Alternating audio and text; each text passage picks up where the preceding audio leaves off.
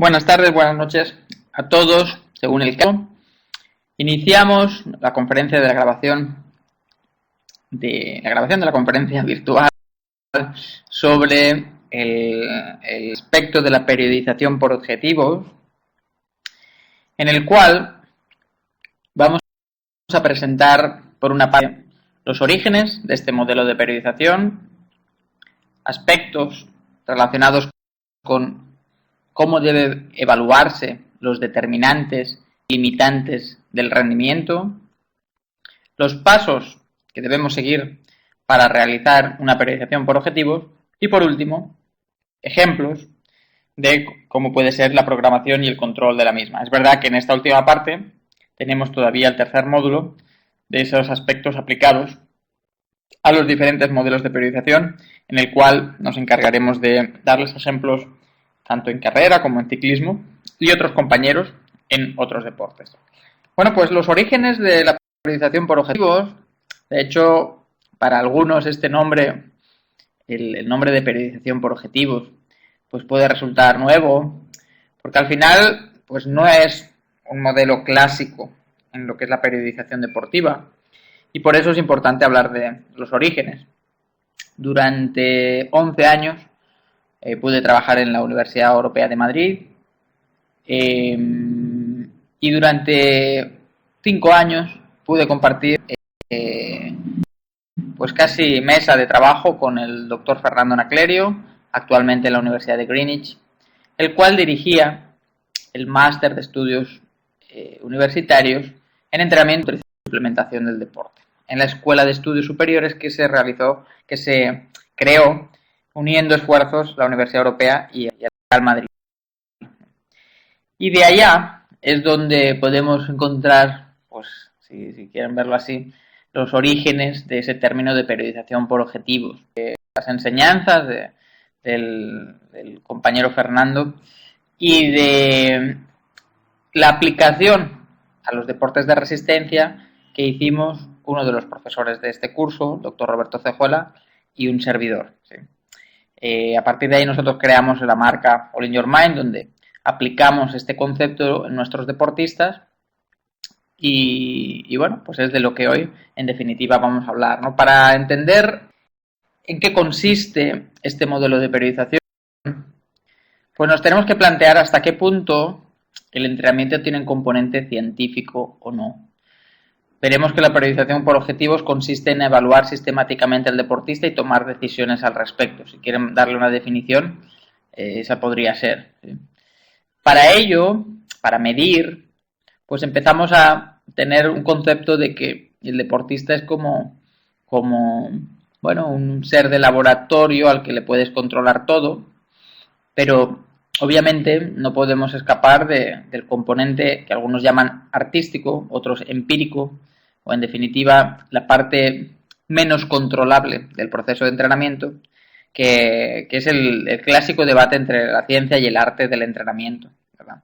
En el fondo, por muy científicos que queramos ser, por mucho que queramos medir y comparar, las condiciones no son siempre iguales y el aspecto de la individualización,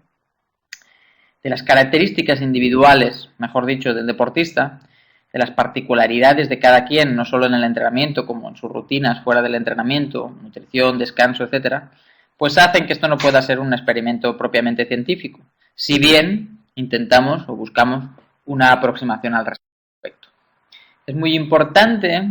sin embargo, esto no es un problema el considerar que el individuo tiene unas particularidades como tal, sino que precisamente la periodización por objetivos, en ese ahínco por tener un seguimiento del deportista, cómo evoluciona en relación a su estado de forma,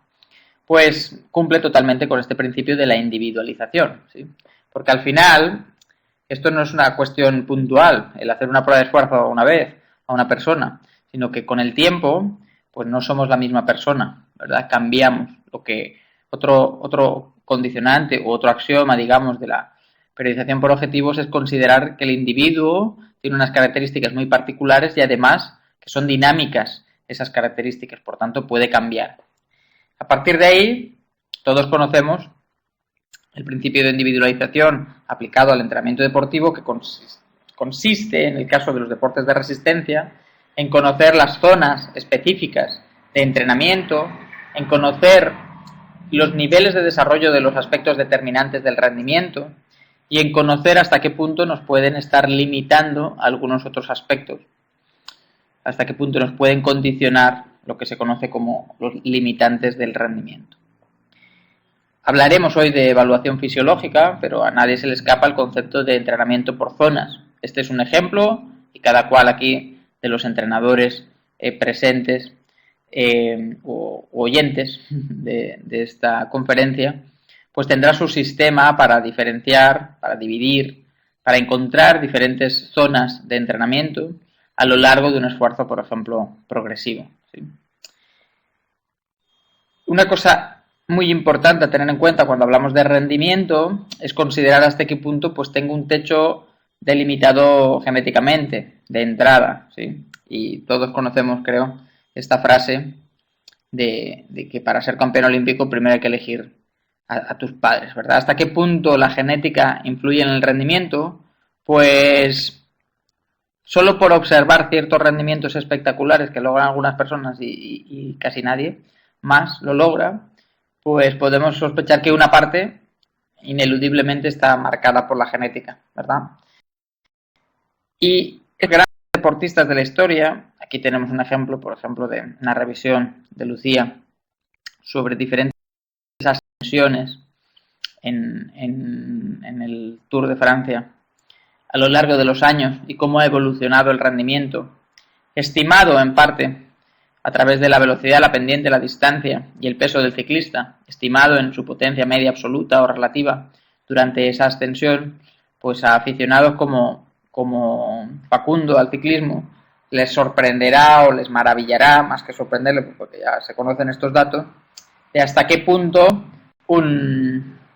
ciclista puede lograr estos rendimientos, ¿no? Entonces, sea una parte genética u otra parte adquirida y podamos o no discriminar cuánto viene de cada una de ellas, son rendimientos espectaculares y por otra parte son datos que se conocen, que se pueden hallar estos con facilidad, ¿no? Y otros que tienen que ver con el laboratorio, a veces también con relativa facilidad porque se publican en revistas científicas, para conocer cuáles son las características, por ejemplo, de los grandes campeones en ciclismo, no solo a nivel de potencia generada, de velocidad desarrollada, de tiempos, de distancias, ¿no? Sino a nivel de pruebas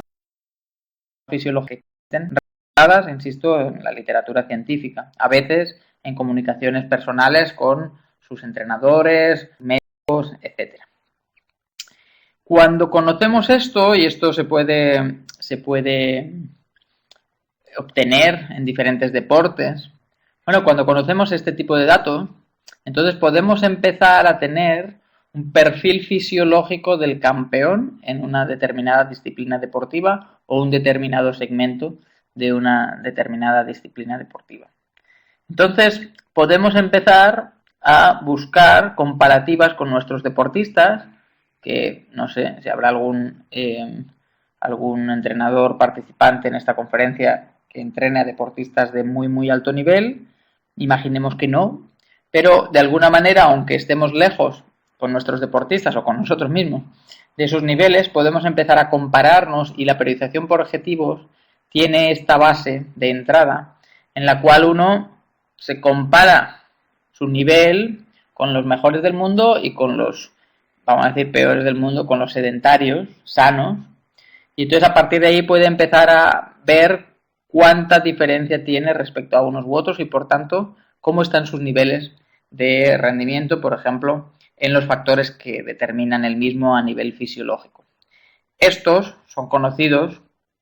se han identificado reiteradamente a nivel científico y pueden ser hasta 4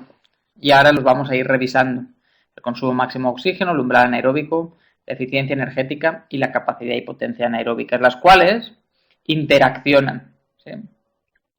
Y por tanto, pues al final dan lugar a un rendimiento determinado. Y luego hay aspectos que pueden limitar el rendimiento. Ponemos esta clásica foto del maratón de Boston de 1967 de Catherine Switzer, la primera mujer que osó participar